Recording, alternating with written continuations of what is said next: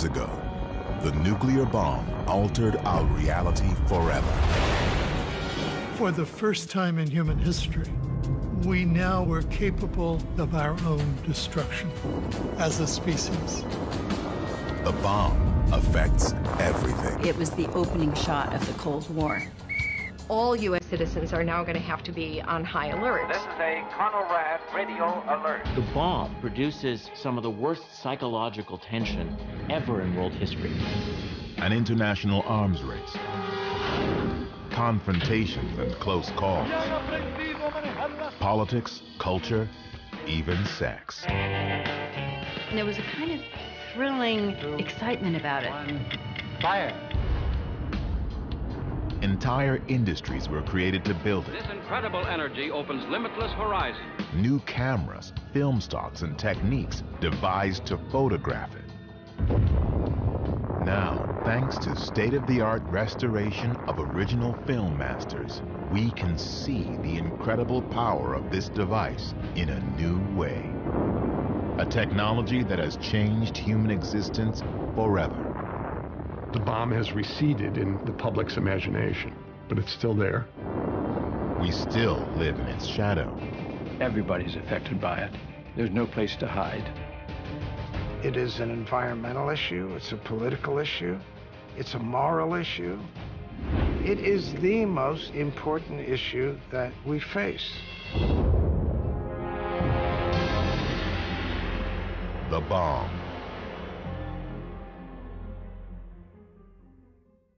The Bomb was made possible in part by contributions to your PBS station from viewers like you. Thank you.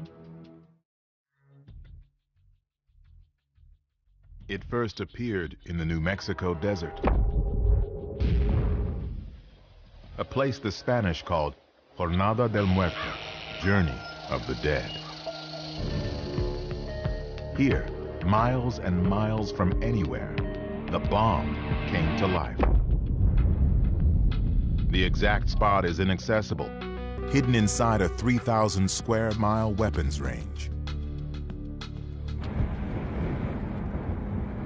But for a few hours once every year, it's open to the public. Thank you. I'll be like Mike Tyson. They come from all over, like pilgrims to a shrine, to see and stand in the spot where the nuclear age began. Where the modern era started. It's probably what it is, turning point. The ground zero, where it actually happened. Well, it's world history too. It changed everything. The bomb that was tested here 70 years ago turned night into day and set the world on a new and dangerous path. It was a beginning that would lead to over 1,000 nuclear explosions through 5 decades. Test after test in desert landscapes, on tiny islands. A Cold War that brought the world to the brink and produced an enormous stockpile of bombs, most of which could destroy in one instant a city and much more. 60,000 nuclear weapons between the United States and the Soviet Union. If something should go wrong, the consequences would be catastrophic, not simply for one nation or another, but for mankind. No less than the discovery of fire, the bomb marks a dividing line between all that came before and everything that follows. Nuclear war would entail the end of civilization. This was a millennial change in human affairs. Everyone was at risk.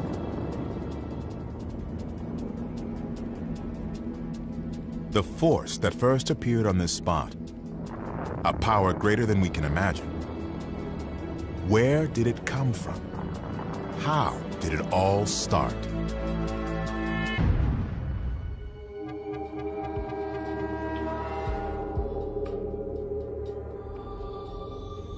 The understanding of how the world worked was being revolutionized.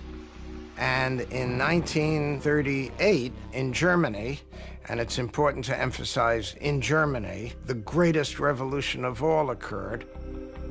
In Berlin, two German chemists, Otto Hahn and Fritz Strassmann, discover that bombarding uranium with neutrons creates a different substance, barium. They have no idea why. But a friend, physicist Lise Meitner, suddenly realizes they have split the nucleus of the uranium atom, what she calls fission. Meitner publishes her conclusion in the scientific journal Nature.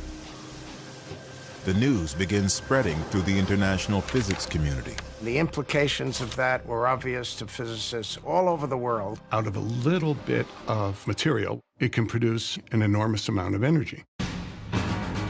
The timing could not be worse. Nazi Germany is on the rise. Adolf Hitler is about to start World War II.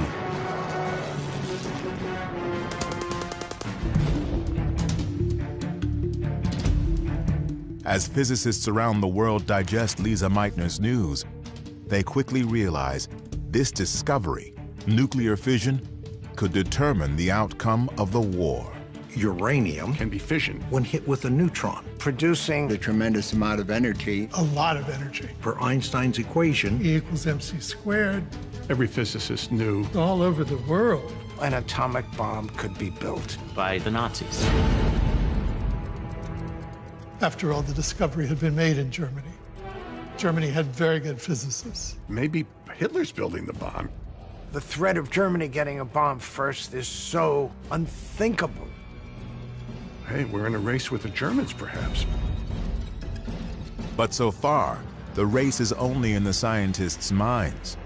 No one else understands the danger of a bomb that doesn't yet exist. Physicist Leo Szilard is convinced the only way to stop Hitler is to get the bomb first.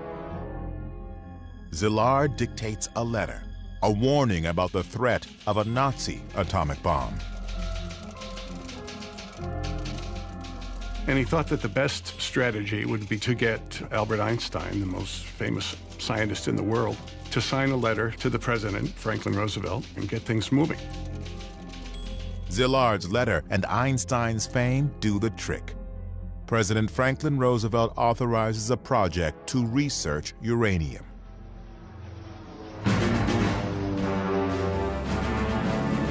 Two years later, the Japanese attack Pearl Harbor.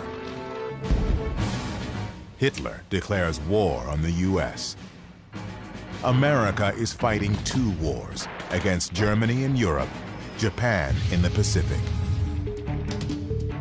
Suddenly, Roosevelt's uranium research project is critically important. What began as scientific inquiry is about to become a crash program to build a bomb.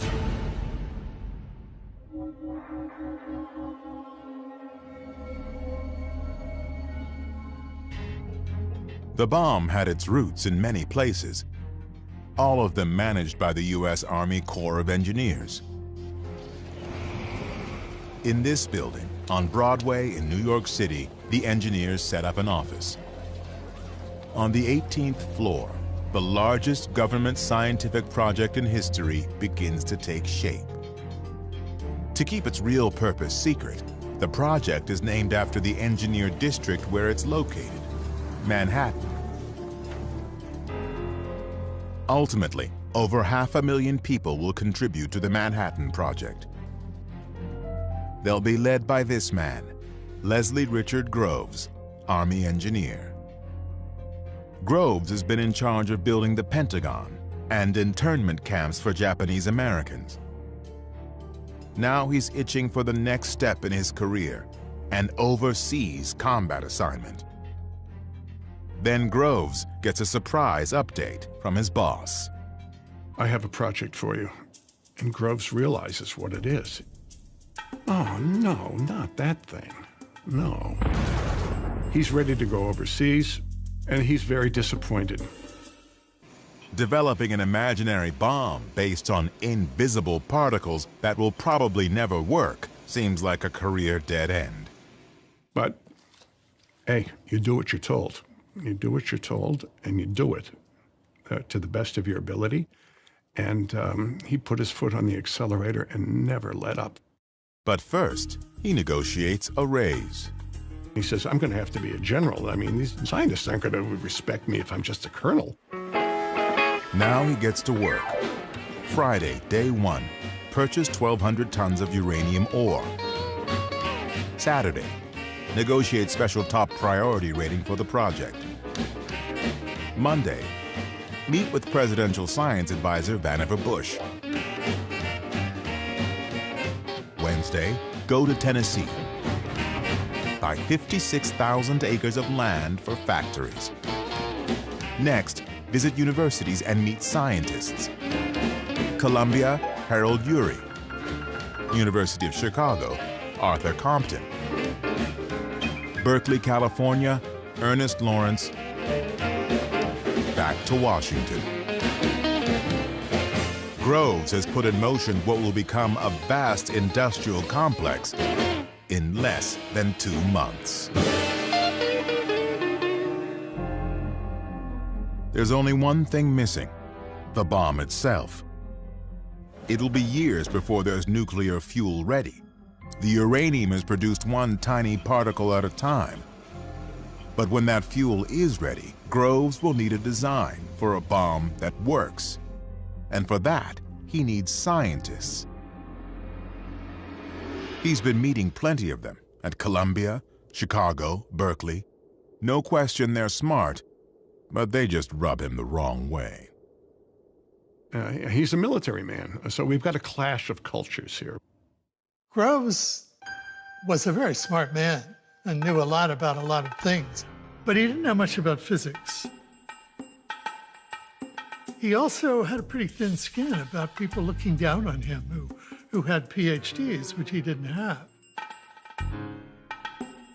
Eggheads. He thinks that these guys are up in the clouds. They're not very practical. Their politics are, for the most part, suspect. They talk too much. What about security here? This is going to be a big secret here. They're blabbing all over the place amongst themselves. They're going to have to be put in shape. Groves needs a scientist he can work with. Someone who can turn theories into a working bomb, and run a lab, and manage a team of the most brilliant and cantankerous minds ever assembled in one place. Against the advice of most of the senior physicists in America, he chose Robert Oppenheimer. Oppenheimer? Oppenheimer ran graduate seminars of 15 people. That was it. He couldn't run a hamburger stand. I mean, he had no administrative record. Groves' security people were totally against Oppenheimer. They were appalled. His wife's a communist, his brother's a communist, his sister-in-law's a communist. And yet, the no-nonsense general senses something in this brilliant dreamer that strikes a chord. Oppenheimer was very good at explaining things. And Oppenheimer explained things so beautifully and so respectfully to General Groves that Groves just was dazzled and decided, this is my man. It was a brilliant decision and insightful. Oppenheimer understood better than any of the others what needed to be done. And Oppenheimer saw in Groves something absolutely essential, which was Groves' ability to get Oppenheimer anything he wanted. Any person, any resources, anything. General Leslie Groves and Dr. Robert Oppenheimer, complete opposites, yet each in his own way a virtuoso, together are made for this moment. The two of them were bound together, and both saw in each other what I call the route to immortality.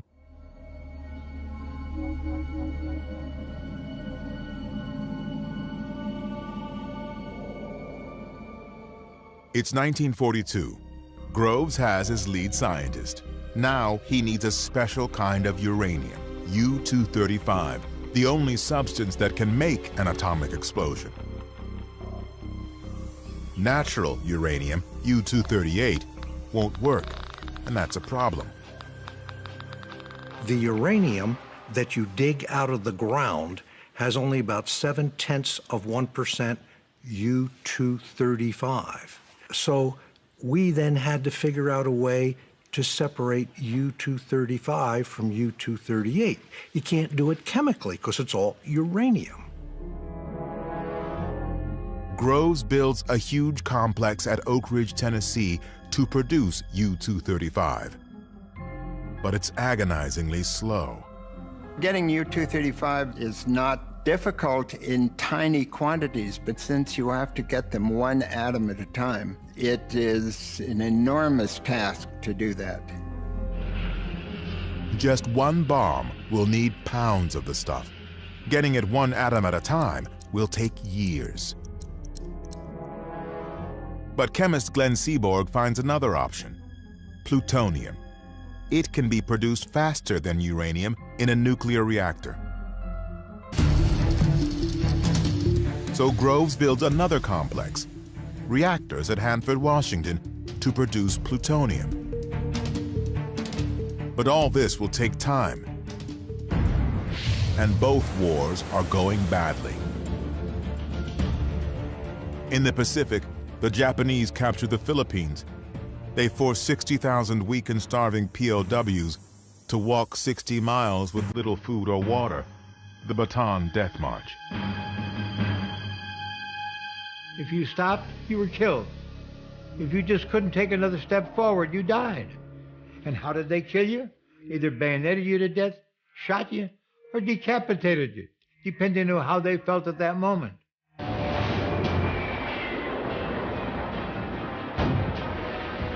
The war with Germany is just as bad.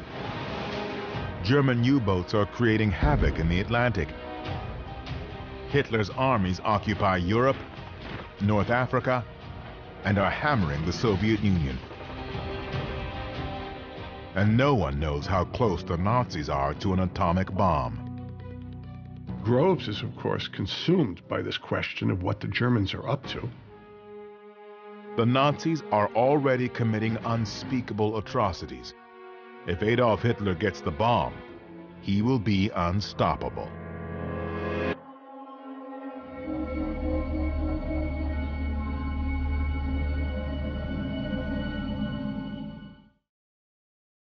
The bomb came out of the minds of men. To create it, they would need isolation, freedom from distraction, and utmost secrecy. Here, deep in the Jemez Mountains, they could think their thoughts, work numbers, follow the equations. Los Alamos, New Mexico, where the scientists worked, was created by and for the bomb. Today, only a few traces of its beginnings remain. An old mess hall, an army barracks, Robert Oppenheimer's house, the main lodge of what was once a private boys' school. In 1942, Oppenheimer tells Groves this is the perfect place for a secret laboratory. Up on a mesa in the middle of a national forest with only one telephone line to the outside world. It's isolated. We'll keep these scientists away from what they're used to, and we can keep our eye on them. So they close the school, boom, and we can get going right away. Now, Oppenheimer must convince some of the best science talent in America to move to the middle of nowhere and live behind barbed wire for the indefinite future. They needed a good salesman to encourage these people to come to Los Alamos, and Oppenheimer was very good at that. Eventually, thousands will be recruited to work on the bomb. Hal Bell was an aeronautical engineer. Lily Hornig and her husband Don were scientists. For all of them, joining the project began with a mysterious, cryptic conversation. Here's this major sitting behind a desk, and he said, I have a very neat job for you, but we only take volunteers. I said, well, tell me about it. He said, I can't. Don was asked, how would you like another job? Don said, well, you have to tell me a little more, and he said, well, I can't. Tell me where I'd be. He says, I can't. which direction in the country, north, south, west. No, I can't tell you any of that. Just tell me what I'd be doing. He said, I can't. I said, you think I'm going to volunteer? You're out of your cotton-picking mind. And I'm not going to risk my future on something I know absolutely nothing about. That's ridiculous. So he said, Hornig, you know those posters in the post office that Uncle Sam is pointing his finger at you? Don thought that was very corny. But we got the message. So the next day, I was on my way to Oak Ridge, Tennessee.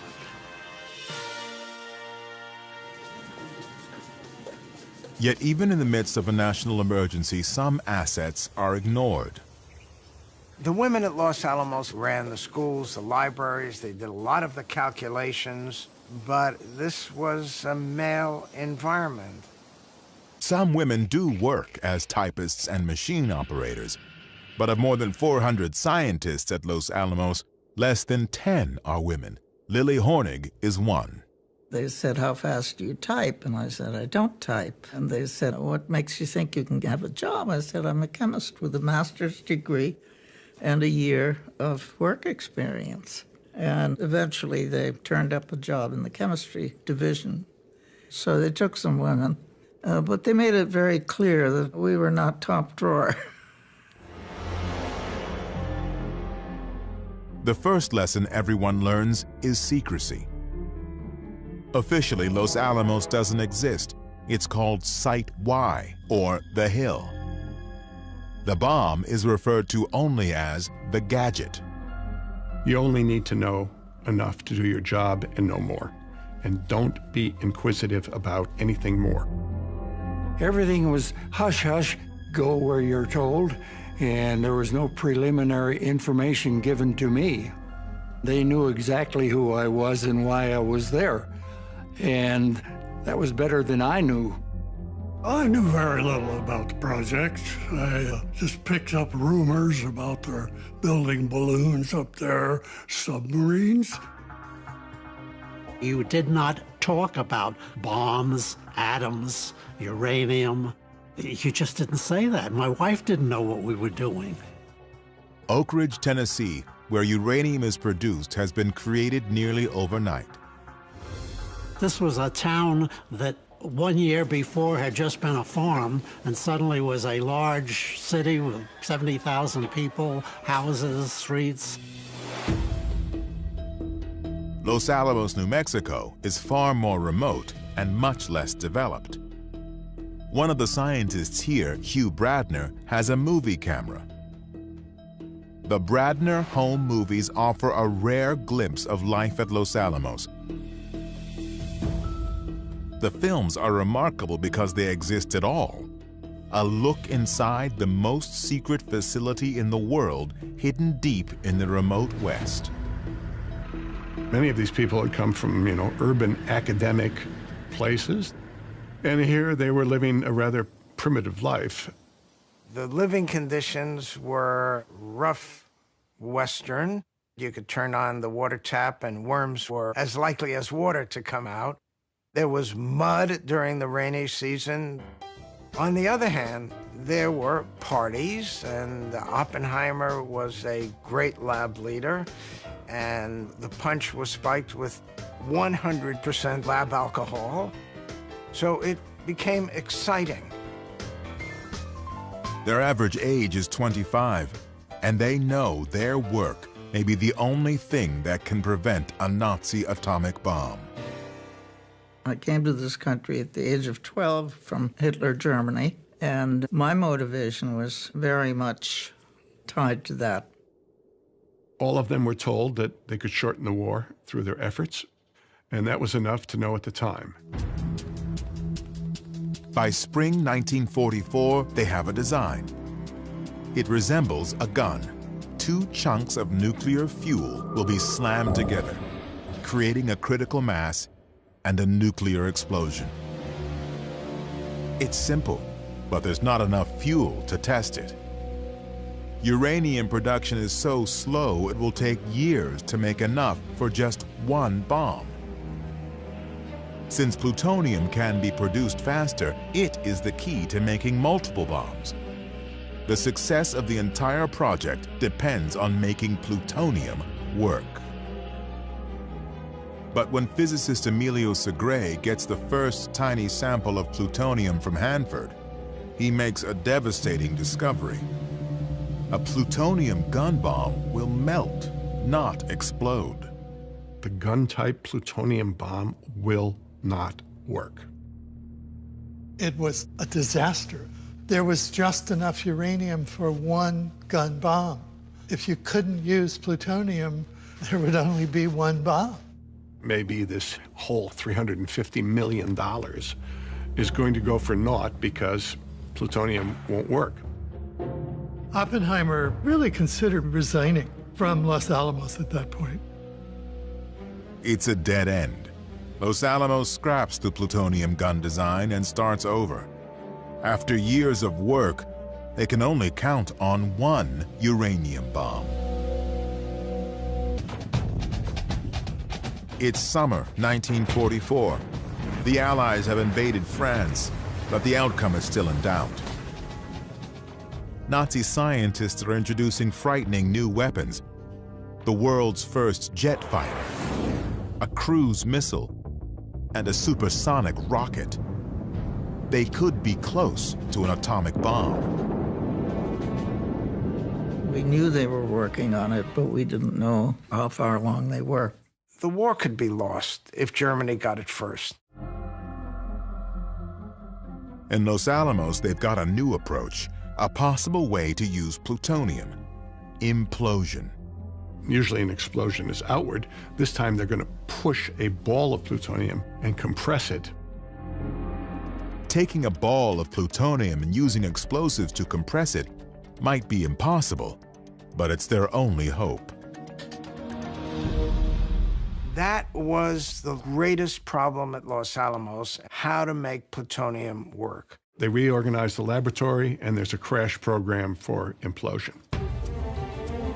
Chemist George Kistiakowsky from Harvard is brought in to work the problem.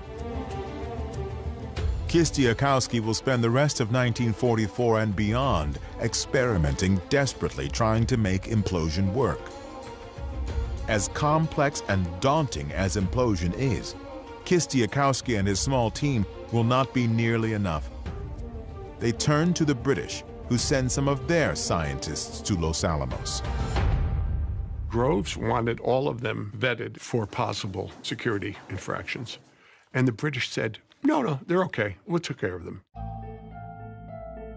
Among the new arrivals is a quiet and strange refugee from Germany. His name is Klaus Fuchs. He was a very good physicist. He made interesting suggestions, very cooperative, but a sort of an odd guy, and he made me uncomfortable.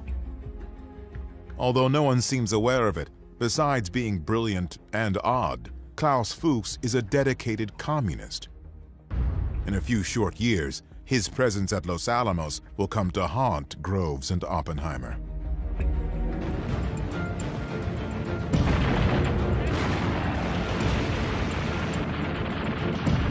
By early 1945, the war in Europe is in its final months. Nazi Germany is being squeezed between Americans, British and French on the west, and Soviets on the east.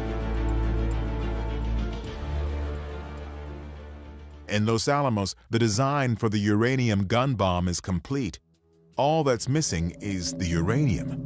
There should be enough for one bomb by summer. As for a plutonium bomb, they're still working on implosion. Then, in April, tragedy. When he heard that his chief was dead, his simple humanity expressed itself in these words to Mrs. Roosevelt: "What can I do to help?" Now, ultimate authority over the bomb falls to Harry Truman. My duties and responsibilities are clear. I have assumed them. But there is one enormous responsibility that's not at all clear. Incredibly, Truman has never even heard of the bomb. He's got this responsibility that he really didn't know about because Franklin Roosevelt didn't tell him. He had been the vice president for 82 days. He had met once with Roosevelt, essentially for a picture. Oh, by the way, here, you're in charge of a project that could end human civilization. Thank you very much. In May, Germany surrenders. The war in Europe is over. Hitler and the fear of a Nazi atomic bomb, the very things that gave birth to the whole project, are gone.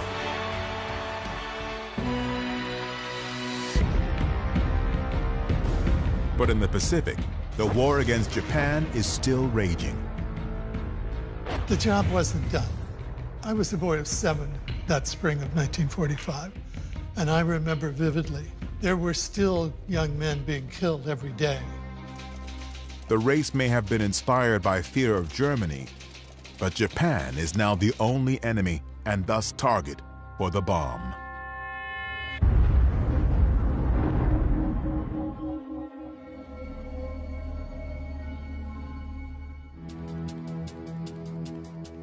The very first bomb was called the Gadget. After 3 years and $2 billion, this is it. A 6-foot sphere filled with batteries, electronics, explosives, covered with cables to set it off and measure what happens. At its center, a grapefruit-sized ball of plutonium, the core. If this thing works, the world will never be the same. Everything comes down to a test in the New Mexico desert, code-named Trinity. It's July 1945. They've been preparing for months, putting in roads, shelters, and bunkers, miles of cable. It's the biggest science experiment in history. If it works, they'll set off the world's first atomic explosion. No one has any idea what that will be like. They need to measure, record, photograph everything. Radiation levels, shock waves, temperatures, all unknown, all must be documented.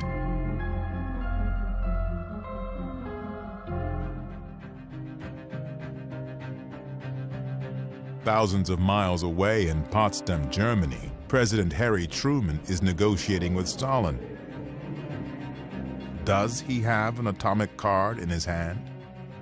It all depends on the Trinity test. Back in New Mexico, George Kistiakowsky has discovered a problem.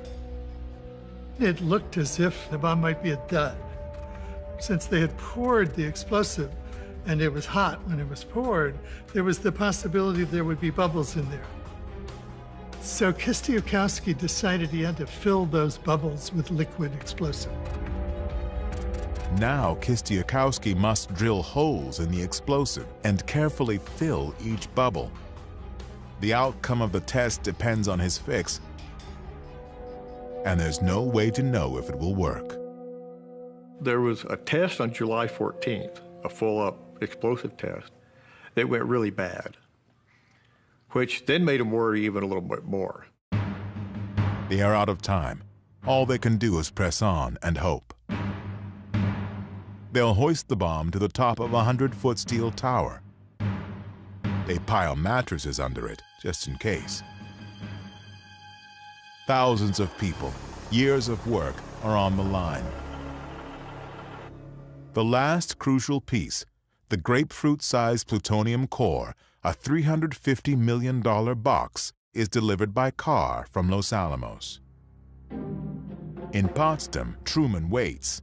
The test is scheduled for tonight. It begins to rain.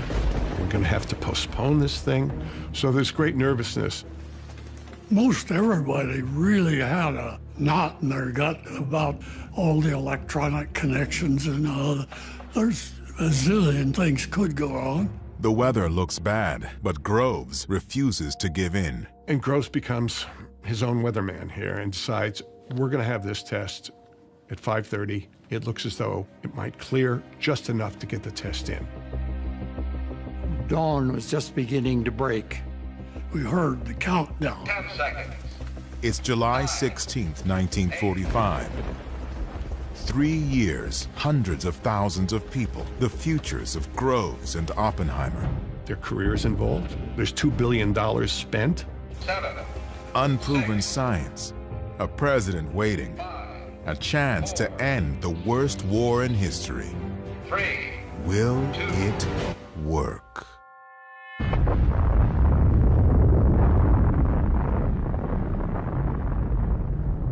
The world will never be the same. No one who was there will ever forget it. Couldn't believe that I would see it when I had my eyes closed. It was the most incredible sight I've ever seen in my life. So it was brilliant white yellow to start with, and developed reds and orange and purple and blue. I was just standing there with my mouth open.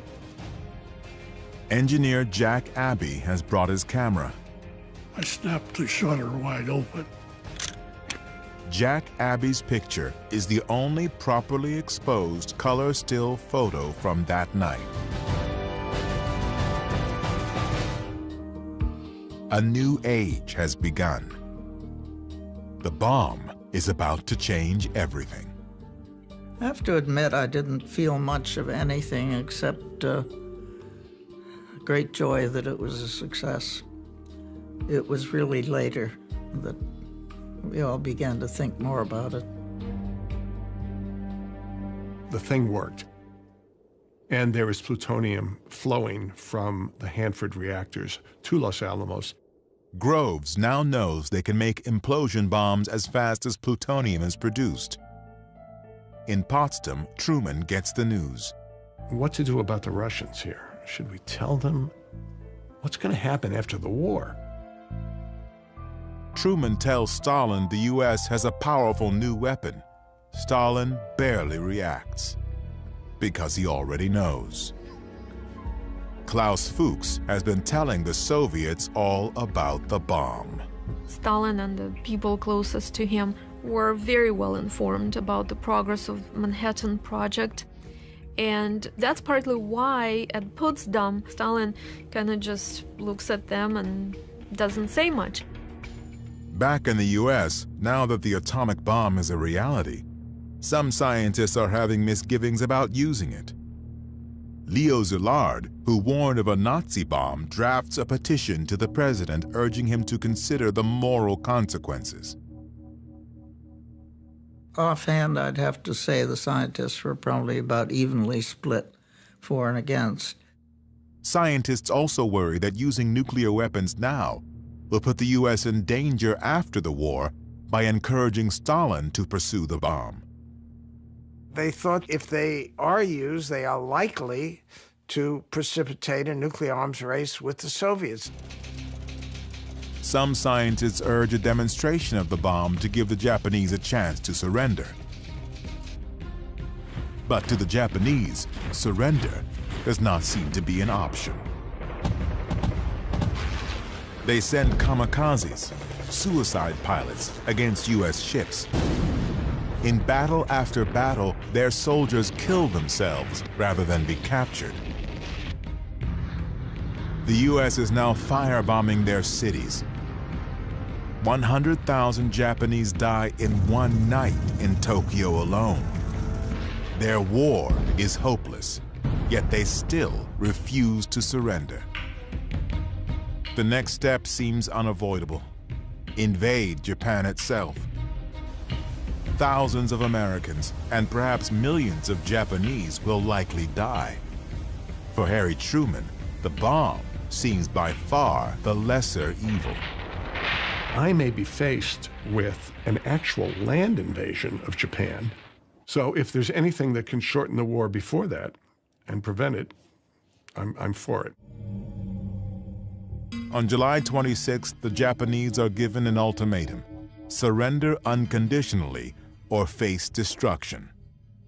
The Japanese were not interested in unconditional surrender.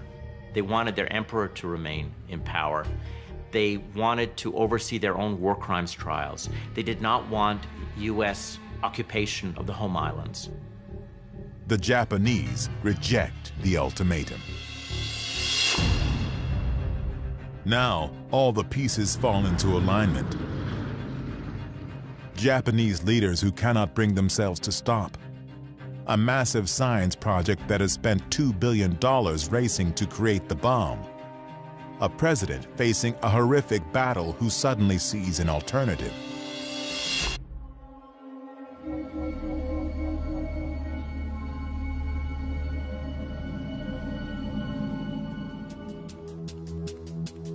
What happens next, dropping 2 atomic bombs on Japan in August 1945, will become one of the most controversial decisions in American history. 70 years later, remarkably, evidence suggests the president never actually gave this order. Now that it's ready, it may be harder to stop the bomb than to let it go. There is a question about whether or not Truman ever really authorized the use of the bomb, and it's my argument that he never did, that there was so much momentum built up that Truman, new to the job, decides not to interfere with ongoing plans. On Tinian Island in the Pacific, the uranium gun bomb, nicknamed Little Boy, is ready. It's never been tested, but it's so simple that they are sure it will work. The bomb is loaded into the B-29 Enola Gay. A few hours before dawn on August 6th, the plane takes off. It flies 1,500 miles through the night. At 8:15 a.m. over Hiroshima, it drops the bomb. Now the bomb controls its own destiny. When it's 1,900 feet from the ground, it explodes. A fireball a quarter-mile across reaches 10,000 degrees. Anything close to the center is vaporized. Then a shock wave explodes buildings, knocking down anything in its path. Almost everything within 1 mile is totally destroyed. Only a few concrete structures remain. Where something or someone absorbed the heat, a shadow is left behind. At least 80,000 people die.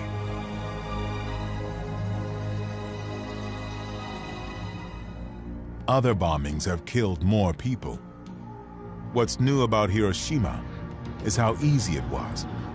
1 plane, 1 bomb. And still, even after this, the Japanese will not surrender. The shock of the first bomb didn't quite do it, actually.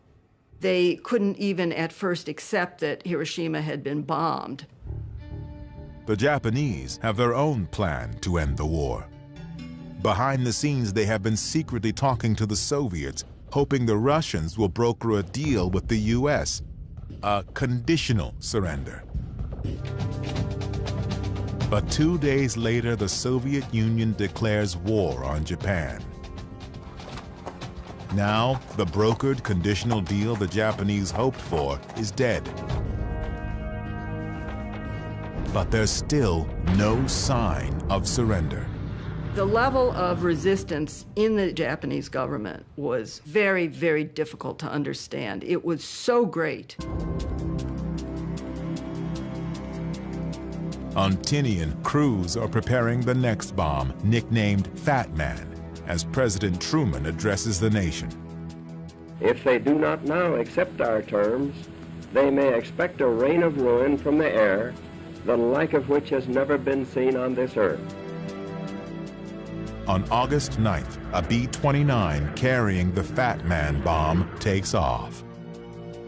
The target is Kokura. But Kokura is obscured by clouds, so the plane heads for the backup target.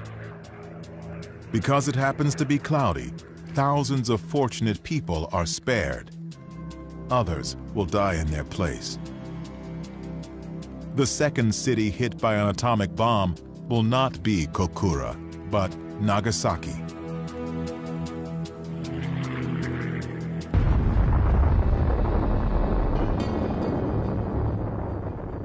Nearby in POW Camp 17, Lester Tenney sees the explosion.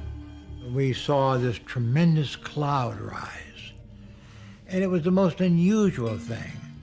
It seemed to have a pedestal, and we had no idea what it was.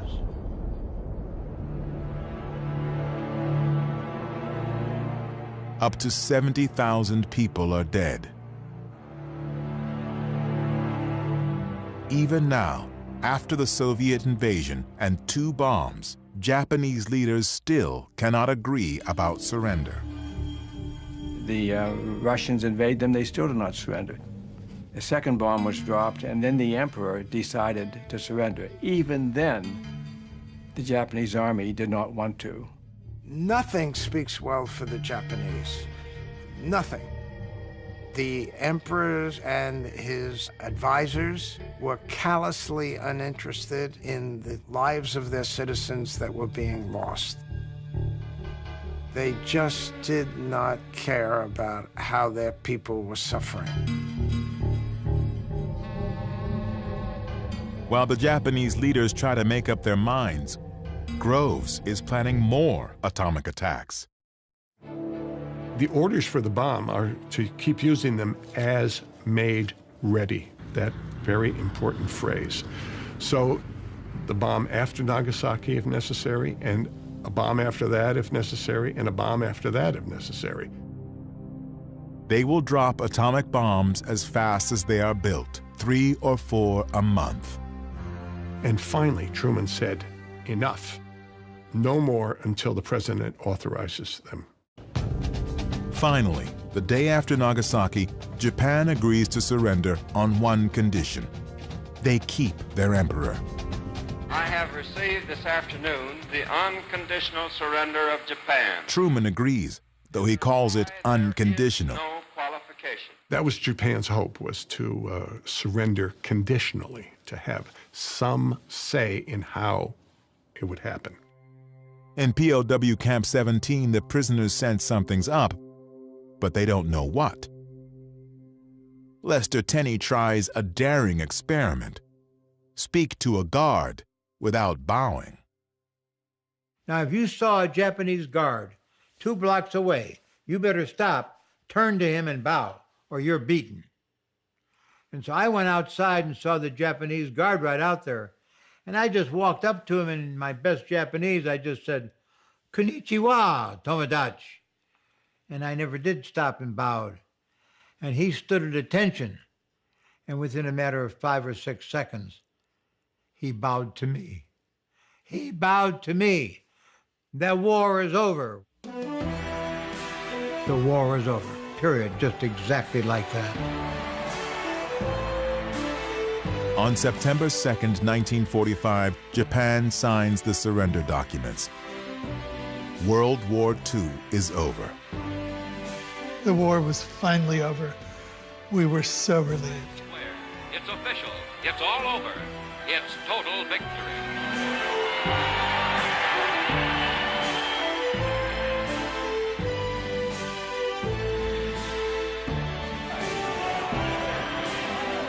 It's time to celebrate not only the end of the war, but the remarkable new bomb that helped win it. After years of secrecy, overnight, the gadget is big news. And all of a sudden, it's not only out, but here it is in the newspaper in front of me. I bought 6 papers of the different kinds, but it was a shock. It's a whole new era, the atomic age, with its own Genesis story. Secret cities, massive factories, the genius and the general are suddenly part of the culture. And the press went wild. The atomic age loomed upon the threshold of history. Suddenly the cat is out of the bag. Well, what did you think of that bomb we dropped on the Japs? It was new. An American invention. Thousands of able young scientists were called into service. Los Alamos Laboratory. A secret laboratory in New Mexico whose work Work, work, and more work. Here it is, General Groves. Plutonium. Plutonium. Uranium. Releasing unimaginable force. The basic power of the universe. And at the center of all of this, Robert Oppenheimer, Father of the atomic bomb. one of the most famous people in all of America. Trump's Einstein. The triumph of the bomb, winning the war with science, seems the perfect American success story. Good thing it was dropped, ended the war, saved American lives, end of story.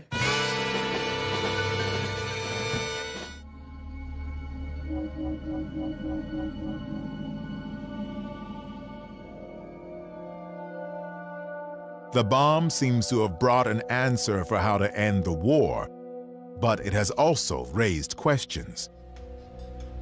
The question right away became, when are the Soviets going to get a weapon? When are they going to get the bomb? Scientists who warned about Hitler having the bomb now worry about the US and Soviets getting into a competition to build more and bigger bombs, a nuclear arms race. Little do they know, it's already too late. The race started the minute Stalin saw pictures of Hiroshima. Suddenly, this project that's on paper comes to reality, and the destructive possibilities of this bomb were made clear. The Soviets felt very vulnerable, and that spurs Stalin into action. It's after the Hiroshima and Nagasaki bombing that Stalin creates the crash program to catch up and create the Soviet nuclear weapon. The Soviets have an invaluable head start, thanks to espionage. Not one, but two scientists at Los Alamos are spies. Klaus Fuchs, who was German, and another spy who was an American, a graduate student at Harvard named Ted Hall. Having two independent sources inside Los Alamos is an incredible espionage coup. Well, imagine when Apple was designing the iPhone, and if Apple's competitors had two people in the room with Steve Jobs, listening to Steve Jobs work through the various difficulties and snags. They don't have to make the mistakes that Steve Jobs is making. That's what made Fuchs and Hall so valuable and so extraordinary in the history of espionage and in the history of science. No one in the US has any idea how close the Soviets are to getting the bomb.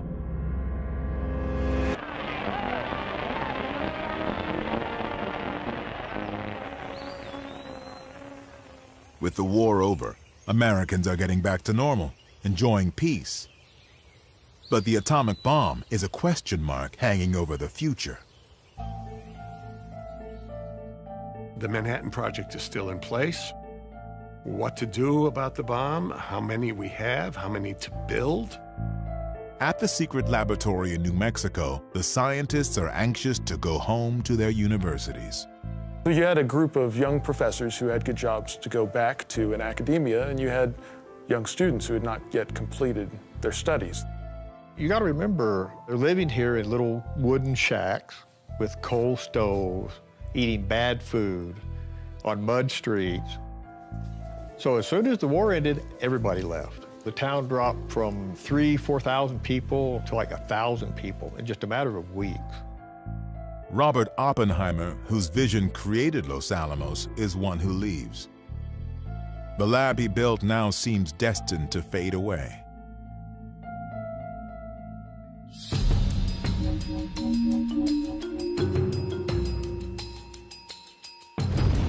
In the summer of 1945, Trinity, Hiroshima, and Nagasaki opened the door to the new age.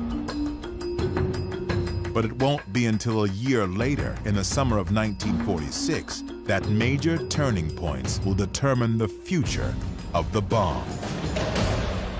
We are here to make a choice between the quick and the dead. It begins in June at the United Nations, when the U.S. offers the world a plan to get rid of the bomb. 1, manufacture of atomic bombs shall stop. 2, existing bombs shall be disposed of pursuant to the terms of the treaty. America will give up its atomic bombs if other countries pledge not to build them and agree to inspections. It's an idea that will become known as trust but verify. The Soviets refuse to pledge anything unless America gives up the bomb first.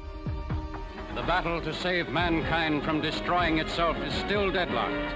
It is later than we think. Debate will continue for months. It's late June 1946, and the nuclear arms race will soon explode. Time now is measured in seconds. 5, 4, 3, 2, 1, fire!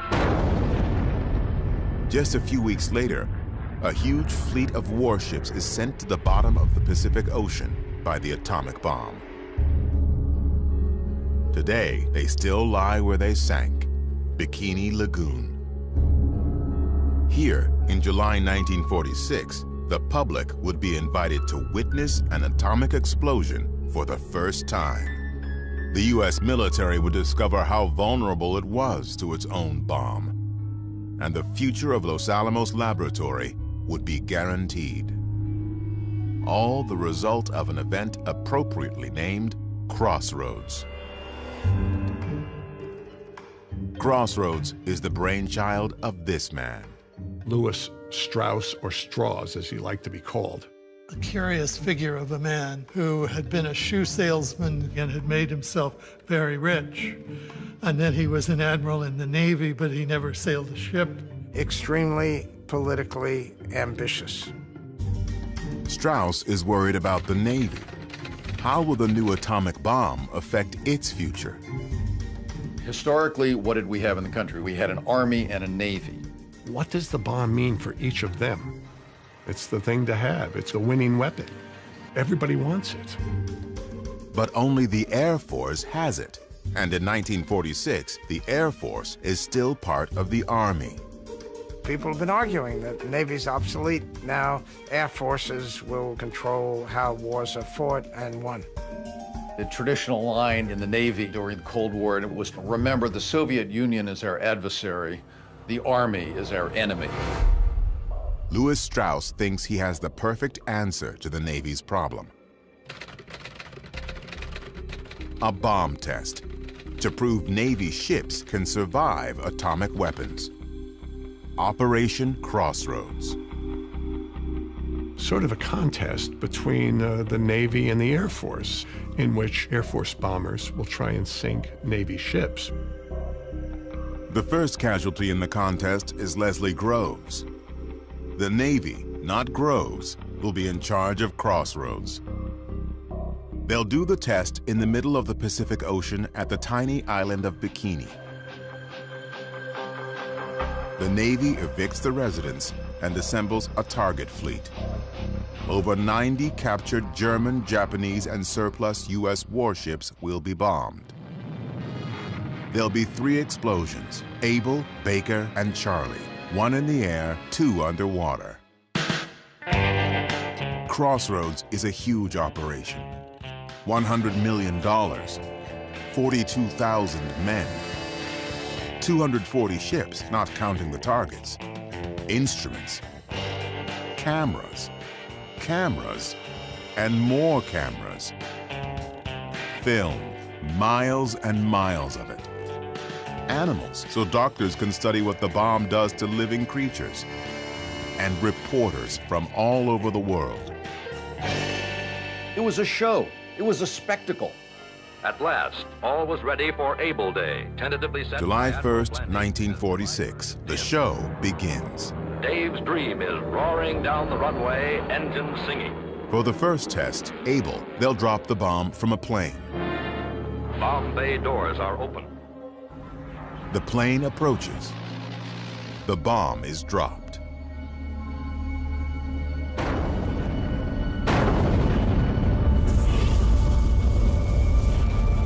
Unfolded are a myriad of majestic, startling, and awesome effects, a panoply that only the cameras can record in faithful detail.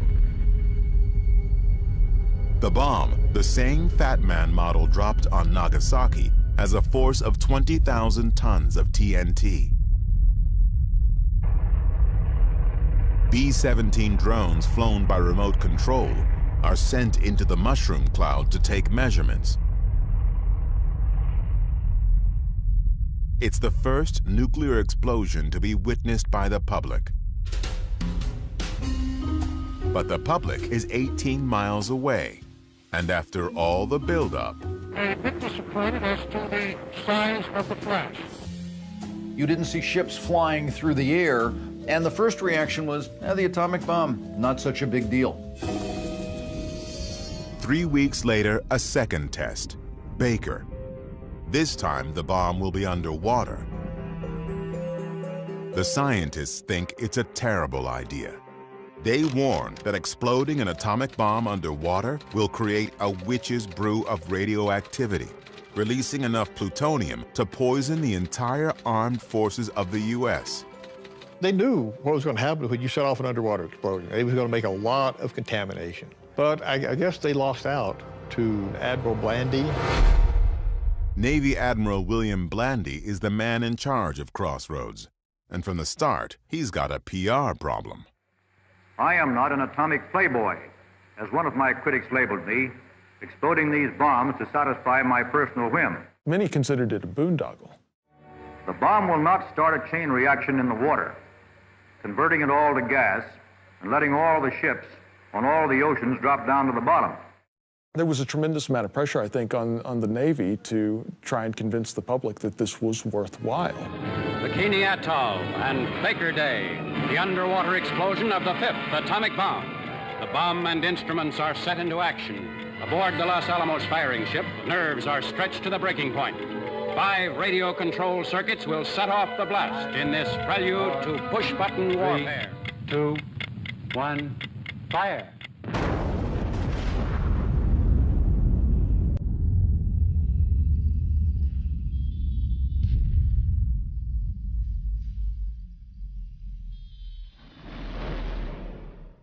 An underwater shock wave is clearly visible.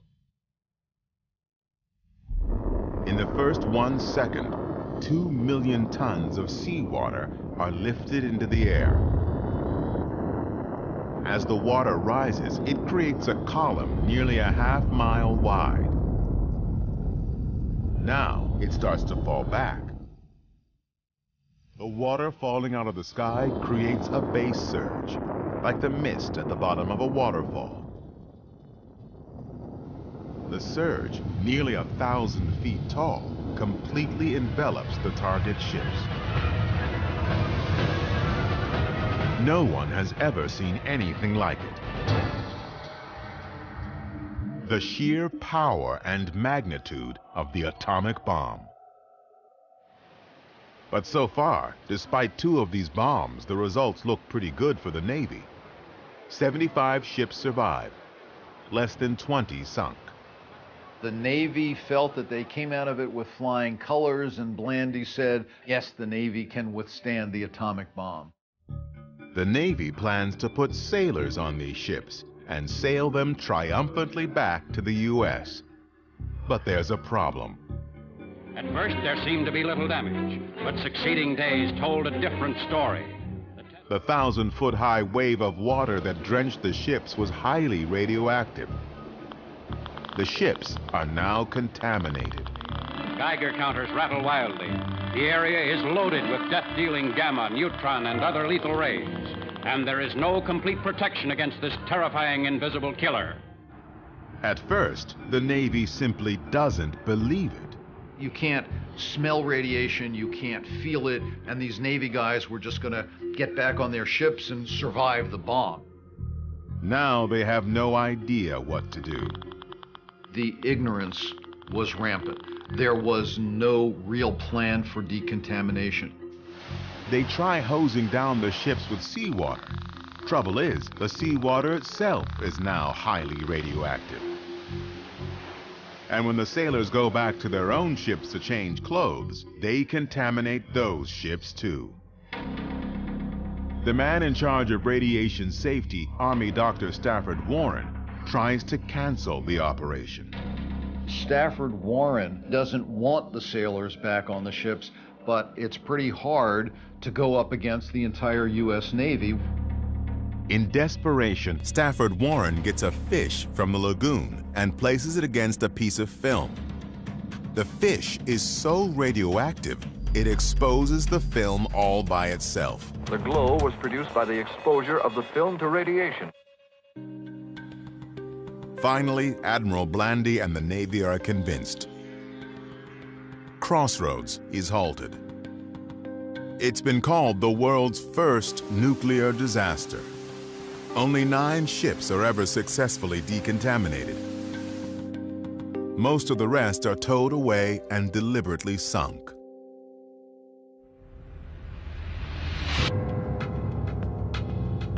The Air Force will remain the primary keeper of the bomb for now.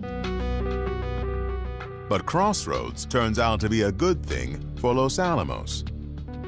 I don't think the laboratory would have stayed in business very long had we not had a customer. But the Navy came in and gave us a job. It gave us some work to do and kept the laboratory going through some very uncertain times. After July 1946, Los Alamos Lab will grow, building and testing more and more bombs over the coming decades.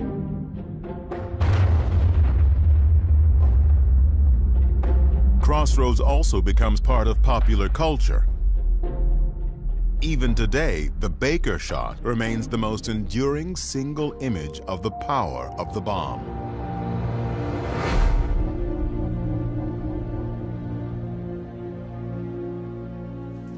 Just a few weeks after the second Crossroads shot, an unexpected event will give Americans another, much darker look at the bomb.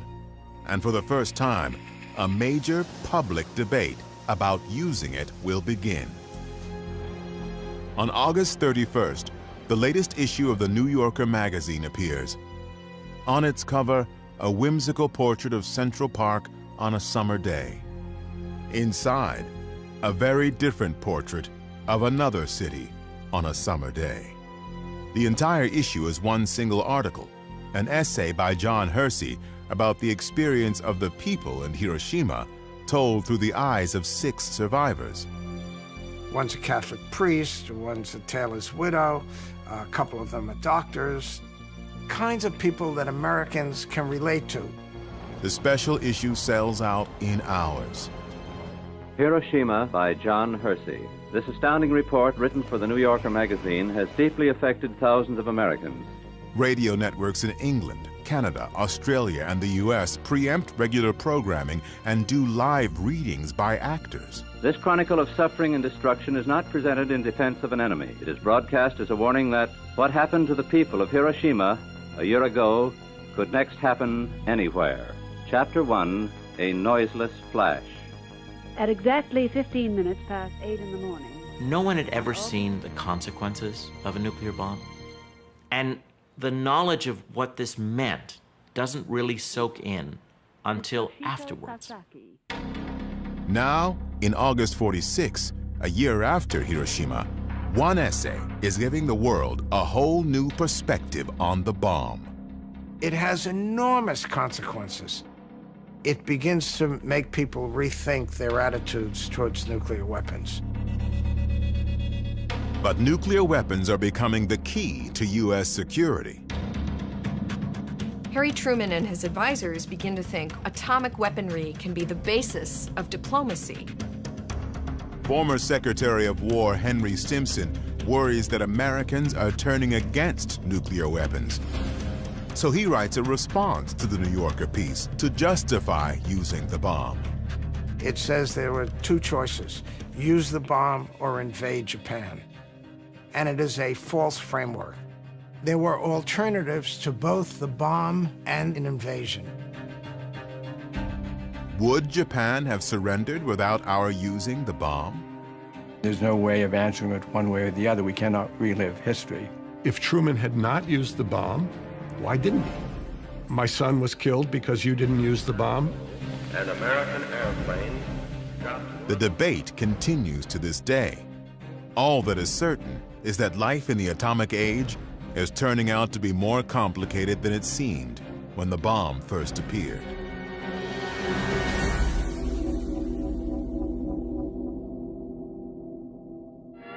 Yes, The atom is on its way to brighten our towns and to help manufacture our most dependable and indispensable household servant.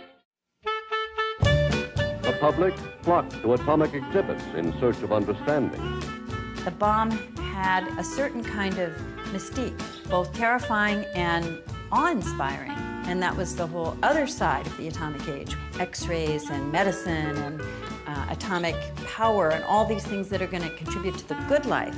The atom has come to town. Atomic power was given by the mighty hand of God.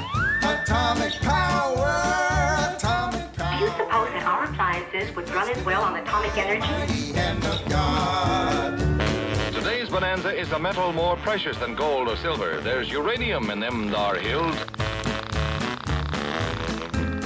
It will protect your health, improve your food, bring you less costly living products, and a greater measure of leisure and security.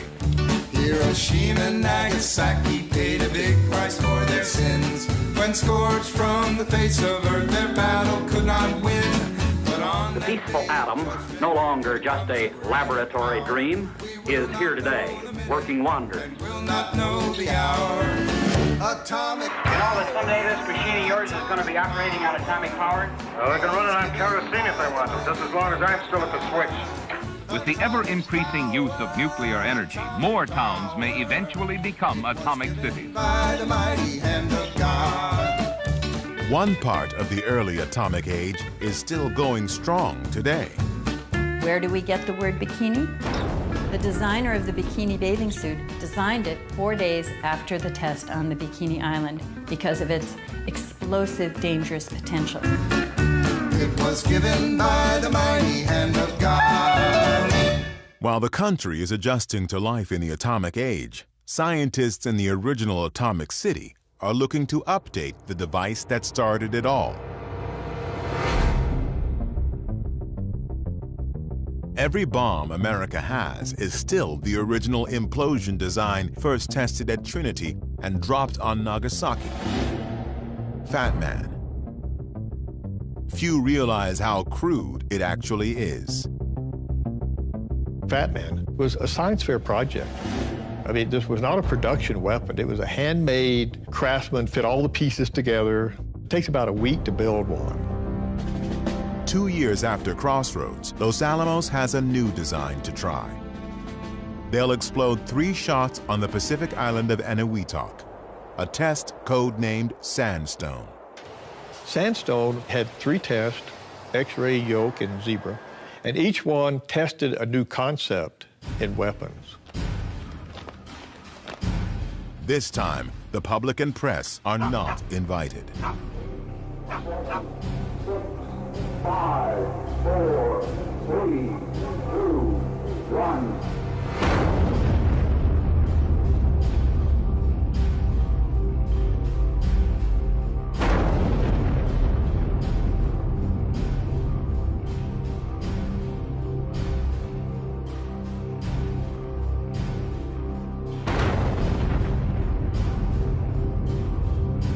Sandstone is the end of an era.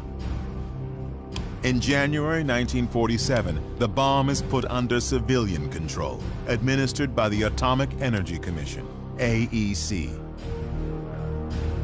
They replace the handmade Fat Man with a new model, the first mass-produced nuclear weapon. And they open a new lab to build the bombs Los Alamos designs. It's the beginning of America's nuclear weapons complex, a massive juggernaut that will drive bomb making and testing for decades, through multiple administrations to the end of the Cold War.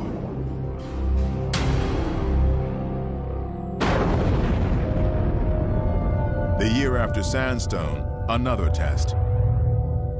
But this one isn't at Bikini, Eniwetok, or New Mexico. It's in Kazakhstan. To the immense surprise of everyone, the Soviet Union tested its first atomic bomb, and the balance of power was suddenly and dramatically shifted. Testing the atomic bomb in the Soviet Union was very important because this is about balancing. If you have this possibility, you're feeling yourself much safer. Psychologically, we are now on the same level with the United States. Now, the United States cannot dictate to us. If the power of the atom was God's gift to America, well, now he had given it to our enemy too. It was a very, very scary moment for the United States. How to respond now to the Soviet Union having a bomb. We need a quantum leap beyond the Soviets. We have to stay way ahead of them. Some believe the answer is hydrogen fusion, the same energy that powers the sun. A hydrogen or thermonuclear bomb could be far bigger than an atomic bomb. There would be no theoretical limit to the size of the bomb you could make. The leading advocate for the hydrogen bomb is physicist Edward Teller. Teller is kind of egotistical, and rightly so. He's a really smart guy. But he was kind of hard to get along with. An idea man. He'd have 10 ideas a day. One idea every month might be good, but he had 10 ideas a day. He was always taken with the idea of going the next step beyond an atom bomb to a thermonuclear weapon. And I give him a tremendous amount of credit for sticking with this and campaigning for this. But no one knows how to build a hydrogen bomb. It might even be impossible. We knew how to make atomic bombs. We could fill warehouses with them. But we didn't know how to make hydrogen bombs. Why would you stop producing a sure thing to work on something you didn't know how to do? Moreover, some scientists believe this is a chance to save the world by choosing to stop. This could be a turning point in human history. We can pursue the hydrogen bomb, but we don't have to. We can send a positive message to the international community. We can put pressure on the Soviets not to continue building nuclear weapons. Basically, we can set a good example. 2 months after the Soviet atomic bomb, a committee led by Robert Oppenheimer unanimously recommends against a crash program for a hydrogen bomb. Lewis Strauss and Edward Teller are outraged. But the decision is up to President Harry Truman. The debate over the hydrogen bomb involved the United States restraining itself without any ability to restrain the Soviets. The Soviets had proven that they could build a bomb. Well, that's a huge risk to take if you're President of the United States. The Soviets seem determined to expand. They already control Eastern Europe. In 1948, they cut off West Berlin, hoping to take that over as well. To Harry Truman, the answer seems obvious. Containment. Contain the Soviet Union. Don't allow it to expand.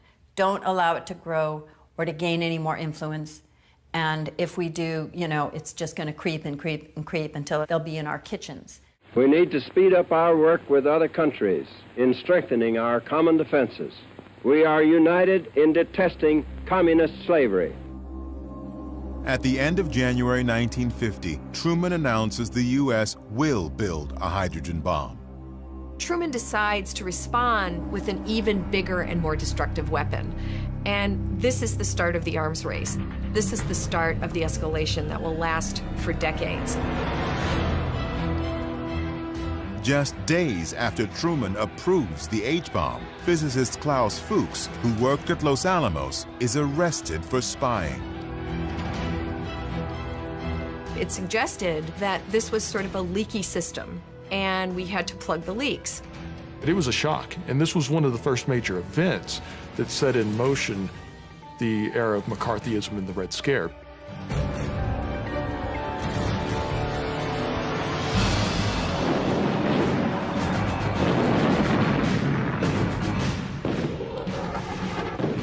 Five months later, communist North Korea, backed by the Soviet Union, invades South Korea, which is backed by the U.S. Spearheaded by tanks, in 2 days they were attacking the capital city itself. The Cold War wasn't even cold. It was a hot war from pretty much the beginning. There were proxy wars between the US and the Soviet Union that were fought elsewhere. When the Korean War goes badly, the US begins preparing to use atomic bombs and quickly discovers a problem. Korea is a very mountainous country, and there was concern that the bombs would not have much effect, that if we used the bombs, it might diminish their threat in the eyes of the Soviet Union, so they were never used in Korea.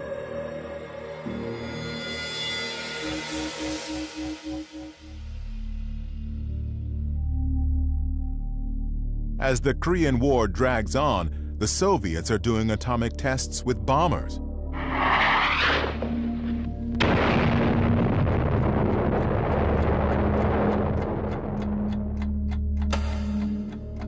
Some atomic scientists have created a symbol to show how close the world stands to nuclear catastrophe, the doomsday clock. At first, they set it at 7 minutes to midnight.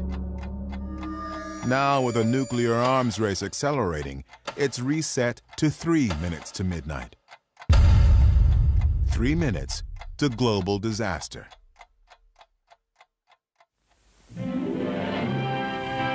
With the threat of Soviet bombers carrying nukes, Americans have to adjust to a new reality.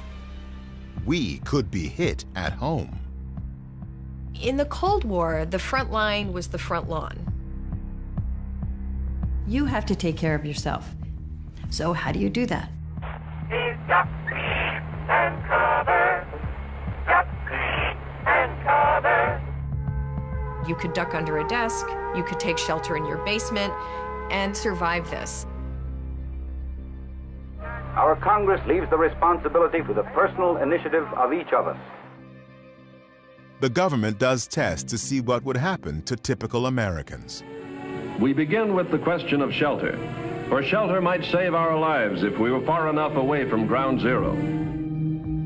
They put a family of mannequins dressed in JCPenney clothing inside a suburban ranch home. And they furnished it, they put food in there, canned goods, and they blew them up. 5, 4, 3, 2, 1.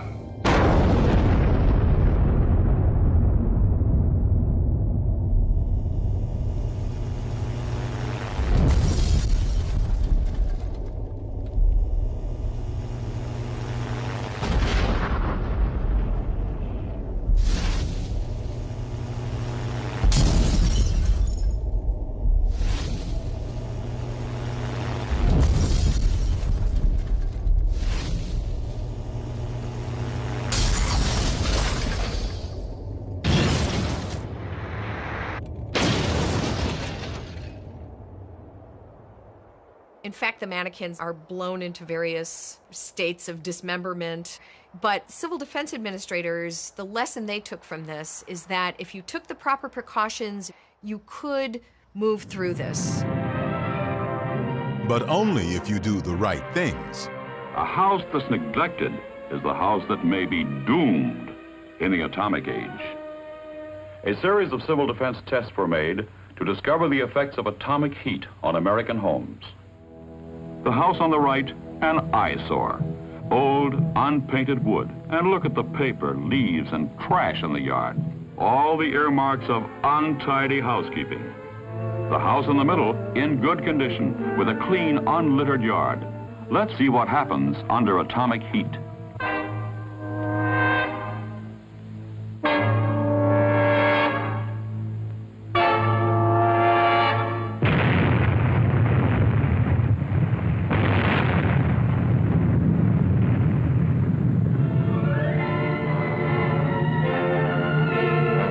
On the right is the first to ignite. The trash serves as kindling for the dry, weathered wood. The lack of fire-safe housekeeping has doomed this house to destruction. The house in the middle, cleaned up, painted up, and fixed up, exposed to the same searing atomic heat wave, did not catch fire. The point was, if you clean up your yard and you don't have debris and things like that, you too can survive a nuclear blast. It is your choice. The reward may be survival. And it's your responsibility, not the government. The government can't do it for you. You have to take care of yourself. And if you don't, if you're hurt, that is your fault. And just cleaning up may not be enough. You may have to do some remodeling. Well, folks, I'm glad you could come down to see my fallout shelter.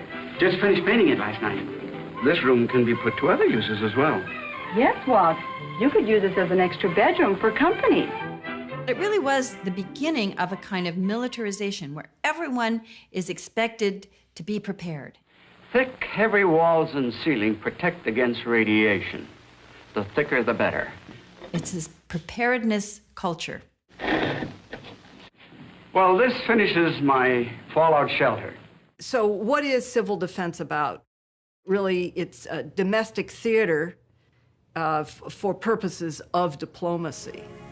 Civil defense supported that idea that nuclear weapons should be the basis of American foreign policy, and in that sense, it was useful. We'll learn how to save lives so well it won't be worth your while to drop any bombs on us.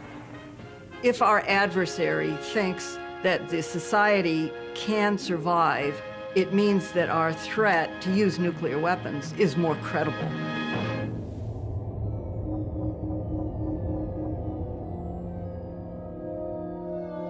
Even as the government is trying to convince the public that nuclear war is survivable, in the Pacific, scientists are ready to test the first prototype of what Edward Teller calls the super, a hydrogen bomb. The test is secret, but documented in a now declassified government film. If everything goes according to plan, we'll soon see the largest explosion ever set off on the face of the Earth. The device is more science project than weapon, not so much a bomb as a building. The liquid hydrogen fuel must be chilled to 400 degrees below zero, so part of the bomb is a refrigeration plant. The whole thing weighs over 70 tons, all to see if the thermonuclear concept will work. This is the first full-scale test of a hydrogen device. If the reaction goes, we're in the thermonuclear era. It is now 30 seconds to zero time. Put on goggles or turn away. Do not remove goggles or face first until 10 seconds after the first light. 3, 2, 1, T0.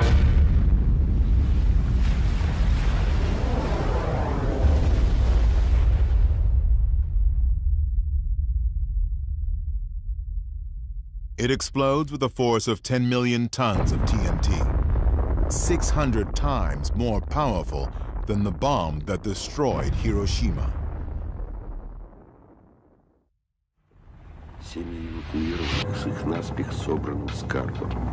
Just 9 months later, the Soviets explode their first hydrogen bomb.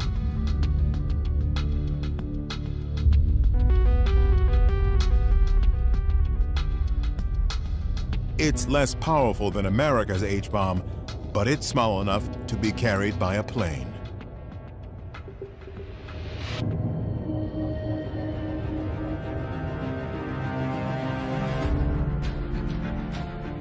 The Soviet Union has solidified control in Eastern Europe, acquired the atomic bomb, supported a war in Korea, and now has a deliverable hydrogen bomb. The U.S. is in the midst of a Red Scare, a quest to root out anyone who can be blamed for communist success. In this climate of fear and recrimination, Robert Oppenheimer is about to become a target, the victim of Louis Strauss. He is a horrible, horrible person. Really one of the evil men in this story. He's already looking for a way to attack Oppenheimer and humiliate him. Strauss has never forgiven Oppenheimer for opposing a crash program to develop a hydrogen bomb. When President Eisenhower makes Strauss chairman of the Atomic Energy Commission, he sees his chance for revenge. The first thing he did when he took office was to begin a process that would lead to having Oppenheimer's security clearance lifted. The AEC has a hearing. Strauss picks the judges and the prosecutor. He gives them secret files on Oppenheimer dating back to the 30s, and he enlists the FBI. The FBI is tapping Oppenheimer's phone and his attorney's phone and feeding this information to the prosecutor. It is totally a kangaroo court. They went back over his life step by step, mistake by mistake. People come to his defense, people attack him. The women in his life. All of this communist past. And Oppenheimer got smaller and smaller and smaller, sitting in this hard chair in the middle of the security hearing. The moment of truth comes when Edward Teller is asked, "Do you believe Oppenheimer is a security risk?" And Teller very cleverly never said, "Yes, I do." What he said was, "I would feel more secure if Oppenheimer were no longer asked to advise the government." And with that, he drove in the final nail.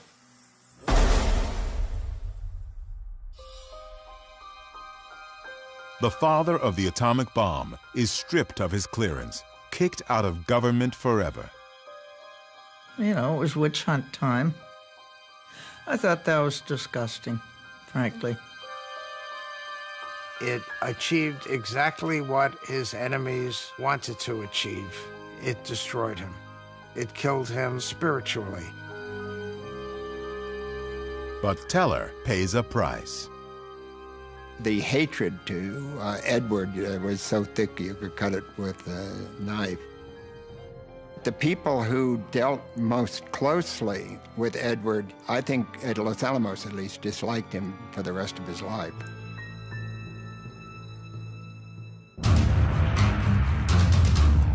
Even as the AEC is going after Oppenheimer, in the Pacific, another test. America's first practical H-bomb. If it works, a deliverable thermonuclear weapon.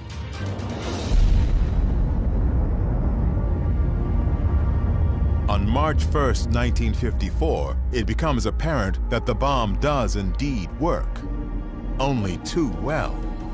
Because of design errors, it's twice as powerful as predicted. 15 megatons, equal to 15 million tons of TNT. Approximately 1,000 times as powerful as Little Boy. This is a massive, massive weapon. The mushroom cloud rises over 15 miles, spreading radioactivity through the atmosphere. Fallout contaminates inhabited islands, and a Japanese fishing boat, ironically named Lucky Dragon. One of the Japanese fishermen dies. Over 200 islanders get sick. The test was secret, but the fallout makes it an international incident. It brought worldwide attention to the fact of atmospheric testing. Now, should we be testing in the atmosphere?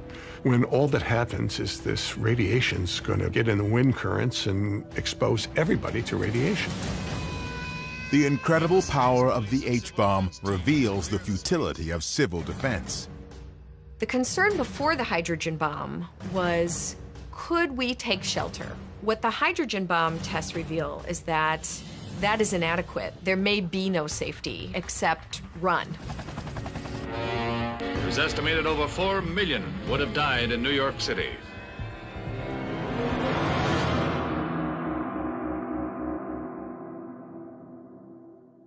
If surviving a Soviet H-bomb is impossible, the only option is to deter them from attacking in the first place. To do that, President Eisenhower creates a new policy.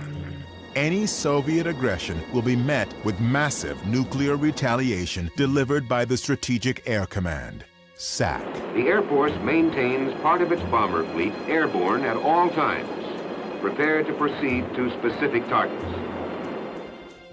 SAC is led by Curtis LeMay. LeMay realizes that the bomb has forever changed war. He saw very early that wars would last for days or even hours, and everything had to happen right up front. LeMay plans a massive first strike on the Soviet Union, what he calls a Sunday punch. Ready to go at a moment's notice, his crews drill constantly.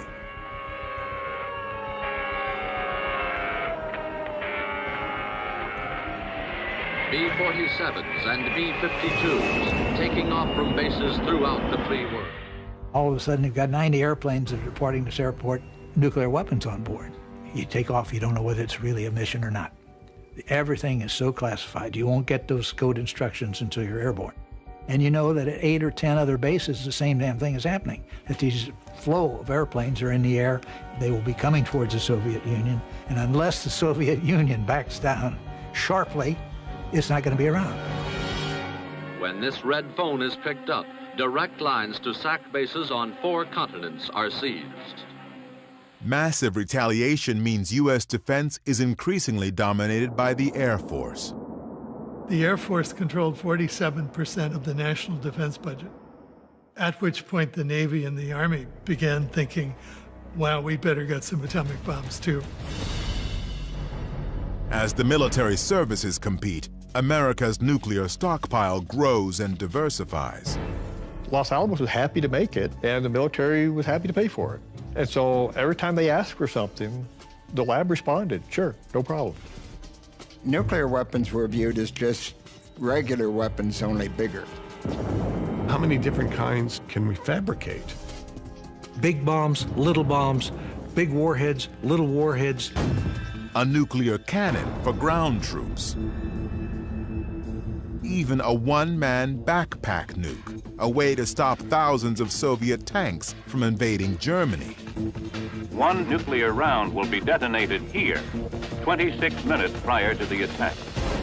Blocking avenues of approach by barriers of flooding and cratering and landsliding, attacking autobahns or highways or railroads or bridges. Atomic demolition munitions. Eventually, the drive to make a nuclear version of anything and everything gets a little out of hand. There was a nuclear bazooka, which I think probably is a contender for being the most ridiculous. It detonated perfectly, releasing its lethal radiation. Some of the physicists said we could actually develop a nuclear hand grenade. The only problem was finding somebody dumb enough to throw it. So the American stockpile blossoms. By 1947, we had a stockpile of 13. By 1953, we had over 1,100. By the late 60s, we had over 31,000 nuclear weapons and 36 different types. I kind of wonder exactly, did you really need all this? But I think a lot of it was the military thought they did. And a lot, I think, is just political. You know, we have more than you, you know. The ultimate example of we have more than you comes in October 1961, when the Soviets detonate the largest bomb in human history. Tsar Bomba. 50 megatons. 50 million tons of TNT. When the pilot landed, so the plane was highly warped, skin buckled, and the pilot never flew again. He said he had done his job for the motherland, and he retired after the drop. But it's good for nothing, except symbolism. A bomb this big is not really of any utility. You don't kill a lot more people with a gigantic bomb like that than you can with a couple little bombs. You had two superpowers, and you had to suppress the other superpower from making a first strike. And the only way you could do that was to be so strong that if they did strike you first, they would be wiped out. Mutual assured destruction. MAD. And looking back, I think it was. On the other hand, by both sides being so strong that they knew they could destroy each other, it kept the peace. Until it almost didn't. In October 1962, Soviet leader Nikita Khrushchev sees a chance to make a bold stroke in America's backyard. Khrushchev decides to put missiles in Cuba in order to change the balance of power. Even today, new details about Khrushchev's power play are still coming to light. We still don't know the full story, but it was not just the missiles. The Soviets were planning to create a massive military base in Cuba, the most powerful Soviet military base in the world. He was thinking of a remapping of the Cold War relationship. Dramatic, unprecedented. But to make it work, Khrushchev had to do it secretly. Because if the United States knew that missiles were going to Cuba, we would stop them. It almost works. But before the Soviets can complete the installation, a U.S. spy plane discovers the plan. The showdown begins with a speech. It was about 9 o'clock in the evening that they announced the speech of the president to the nation. Good evening, my fellow citizens. This government has maintained the closest surveillance of the Soviet military buildup on the island of Cuba. And my father told me, I think they discovered missiles. A series of offensive missile sites is now in preparation on that imprisoned island. The Soviets were very worried. They were kind of expecting Kennedy to announce not just a blockade, but maybe an invasion of Cuba. And then it will be strong possibility of the real nuclear war. And it will be end of the world. It shall be the policy of this nation to regard any nuclear missile launched from Cuba against any nation in the Western Hemisphere as an attack by the Soviet Union on the United States, requiring a full retaliatory response upon the Soviet Union. Full retaliatory response on the Soviet Union. And I knew exactly what a full retaliatory response meant and what the consequences of that would be. We would consider bombing you with atomic weapons. To see the President of the United States go on national television, tell the world that could happen, that got people's attention. At United Nations headquarters in New York, the Cuban crisis is the one and only subject of discussion. The issue which confronts the Security Council is grave.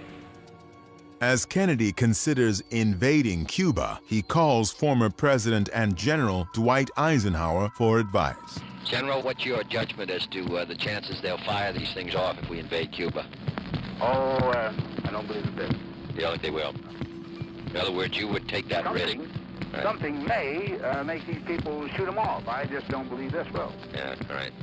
In any event, of course, I'll say this. I'd want to keep my own people very alert. Yeah. No, hang on tight. Kennedy has no idea that tactical nuclear weapons are already in Cuba. They were thinking, well, if the Americans land in Cuba, then we wouldn't have to use at least tactical nuclear weapons to repel them, and maybe even mid-range weapons. Missile officers in Cuba had authorization from the Soviet Union to launch those missiles rather than allow them to be destroyed. Now imagine if Marines had landed on the beaches of Cuba and had been met by a volley of tactical nuclear weapons.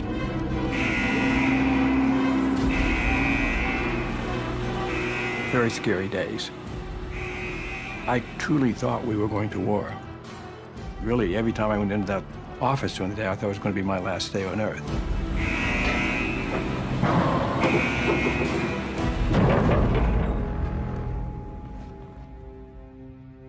In the end, Kennedy and Khrushchev both stare into the nuclear abyss and step back.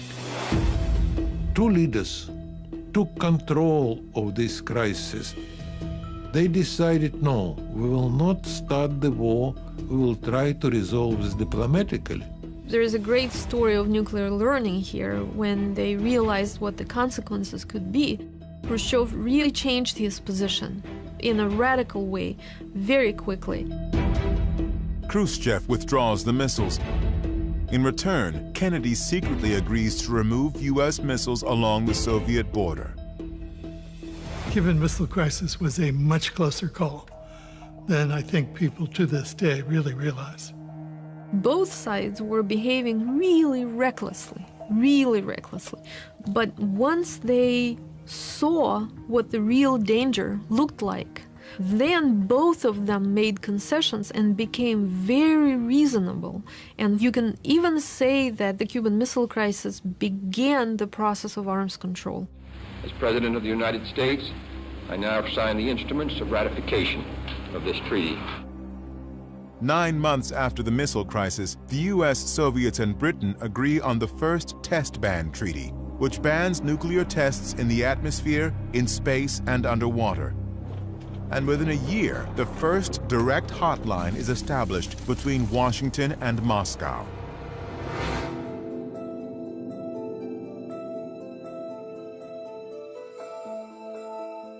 Even before the missile crisis, opposition to the bomb had been building, often spearheaded by women. Don't give irradiated milk to my children, you know? You have a bomb test, the winds blow radiation to the fields where the cows eat the grass, and then you get the milk and we serve it to our children. No, we're not going to do this anymore. So many mothers marched against atmospheric nuclear testing that the United States government finally said, all right, we'll put the tests underground.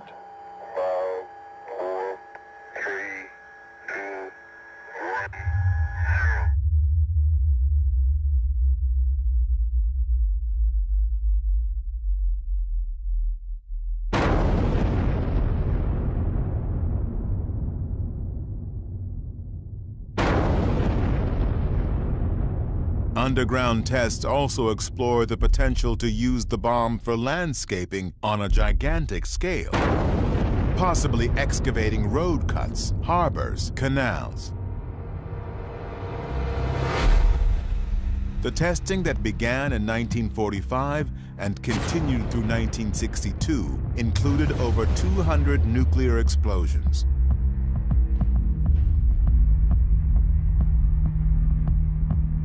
Once it moved underground, there were 800 more, before all U.S. testing stopped in 1992. But moving testing underground was only the first step. Books and films began to explore what nuclear war and its aftermath would mean. Grim dramas like On the Beach, Failsafe, the dark satire of Dr. Strangelove, No Nukes, a groundbreaking concert, film, and rally. The Day After, a television movie that draws 100 million viewers and becomes a major cultural event. And War Games, which cautions that in nuclear war, the only winning move is not to play. Slowly but surely, the public is leading the leaders. What began in 1963 with the first Test Ban Treaty leads to other agreements, attempts to slow down the buildup of nuclear weapons.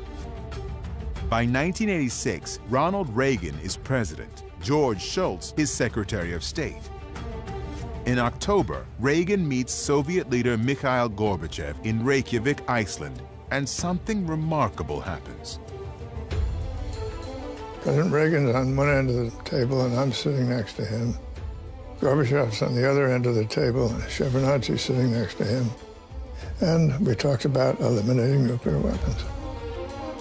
He and Gorbachev, in a totally unscripted, totally improvisational way, moved closer to a superpower agreement to denuclearize the world than ever happened before or has happened since. Such a dramatic moment where two presidents of these superpower enemies suddenly find this common platform, common wish. But the common wish to get rid of the bomb ultimately proves impossible. The sticking point is a new U.S. technology called Star Wars, promoted by Edward Teller. It was a technology the Soviets did not have, and it was a technology that they felt could be used to make it impossible for the Soviets to have a nuclear deterrent. And Gorbachev was not able to accept that. The Cold War is thawing. 3 years after Reykjavik, the Berlin Wall comes down. In 1991, Mikhail Gorbachev dissolves the Soviet Union, all without the bomb being used. We got out of it with the skin of our teeth. We had a couple of close calls along the way. And I think, we were lucky. These two countries were able to end the most dangerous, the most protracted confrontation in history. At the height of the nuclear arms race, the U.S. and Soviet Union together had over 60,000 nuclear weapons. It's absolutely insane. And when we get enough distance from this, people will look back on it as a moment of humanity's most extraordinary insanity.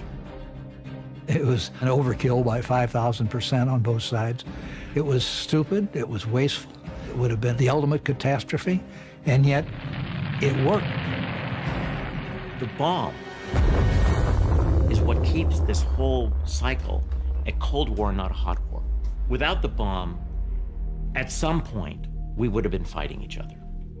The legacy of the bomb was that it really changed the nature of global politics. It was just a whole new ball game. The bomb brings the understanding to the politicians that now you cannot win the war, because if you will start the war, you will lose more than you will gain. Today, besides the U.S. and Russia, 6 other nations also have the bomb, plus South Africa, which had it and got rid of it, and Israel, which will not confirm or deny having it. We don't have control over them or what they might do with it. The scariest one is India and Pakistan. Some experts believe even a limited nuclear war between India and Pakistan would be catastrophic for all of us.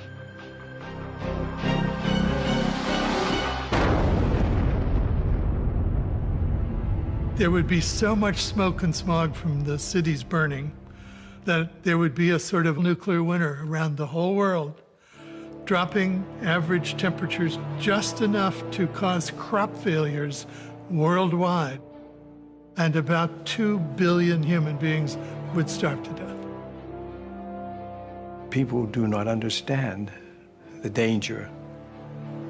They don't understand the likelihood it's going to happen is really high, and they don't understand the magnitude. Over 70 years ago, a few scribbles on a blackboard opened the door to a new reality. Fateful decisions set the world on a path to nuclear weapons. I don't feel any guilt or blame about it. I think my view really is if we hadn't done it, somebody else would have. And it would be with us in any case. There is no going back. The knowledge of how to destroy ourselves is here to stay. It appears that our task is learning how to live with it. I think what should give us hope is that in all the decades since 1945, not one nuclear weapon has been exploded in anger anywhere in the world. We've managed somehow to keep our thumb off the button, and let's hope we continue.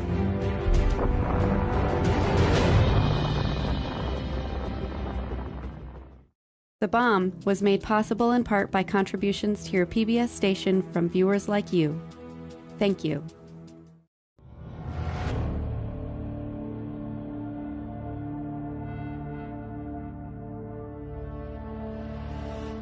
The Bomb is available on DVD.